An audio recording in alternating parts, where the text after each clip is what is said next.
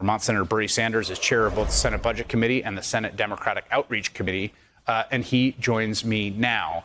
Senator, you're someone who I think shares with your colleagues.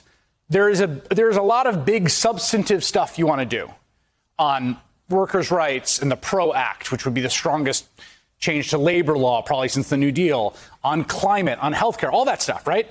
And then there's the more structural reform areas. And I wonder if you see them in competition for prioritization or floor time or what that looks like from your perspective in the caucus.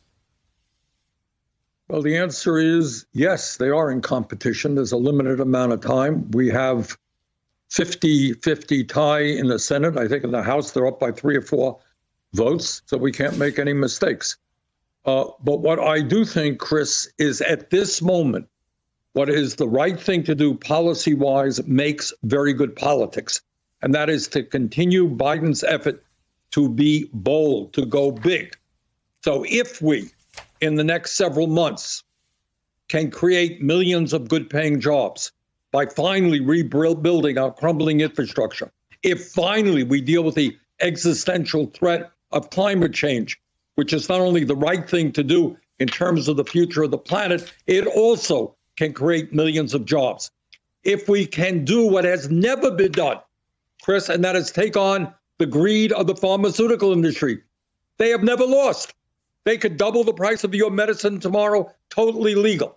If we can take them on and go to the American people and say, you know what, we reduced your prescription drug cost by 50%.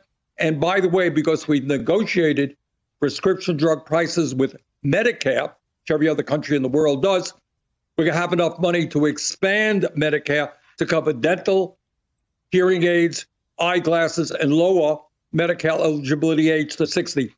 You are right about the structural problems that we face. But right now, if we can do those policy initiatives, a lot of people in this country are going to be nodding their heads and say, you know what, that's pretty good. Maybe I'm going to vote for the Democrats. You know, I think, that seems to me a perfectly persuasive or at least defensible theory of the case, right? That if you do good stuff, if life gets better, particularly when you think about how dark, how really awful, particularly December, January of this past year were in so many ways, the sheer level of death and suffering and the insurrection, all that stuff. But there's also just this question of when you look at that chart we showed, midterms are tough for the party in power, just is the case. And, you were down in Kentucky recently, right? I think over the weekend, trying to sort of take the fight to McConnell. I guess the approach has to be you do the best you can and hope that if you govern well, you're rewarded politically, right? Well, the answer is yes, but your point is absolutely true as well. Look, we are fighting. Let's be clear. The debate now with the Republican Party, it's not over health care or education or climate.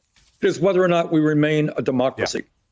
All across this country, unprecedented, vicious and ugly voter suppression efforts are taking place. And we have got to deal with that.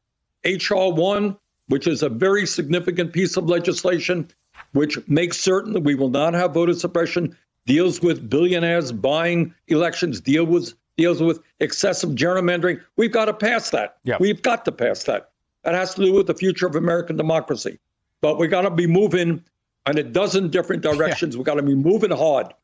Well, I guess the question is, I think the what you just said is important to me because I tend to see this in that prism that we survived a narrowly a real attempt on something that would have profoundly altered the degree to which America is a functioning democracy, which was a frontal assault on the peaceful transfer of power by the loser to retain it over the winner.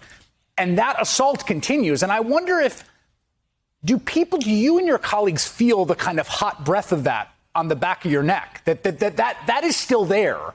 It hasn't been permanently defeated in any way. I think many of us do, but I cannot tell you all of us do.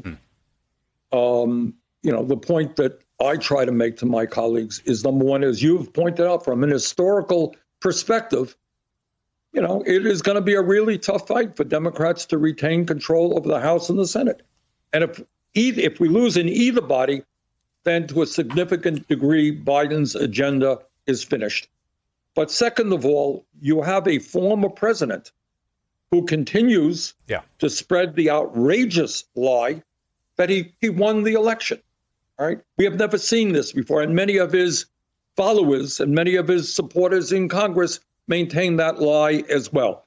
So we're going into a territory we have never been in before, not debating ideas and issues, but dealing with an incredible level of disinformation and lies. How you deal with that is tough stuff, to be honest with you. But it's something we have got to figure out. Hey, thanks for watching our YouTube channel. You should know that you can follow today's top stories and breaking news and catch up on your favorite MSNBC shows all in one place. Download the NBC News app today.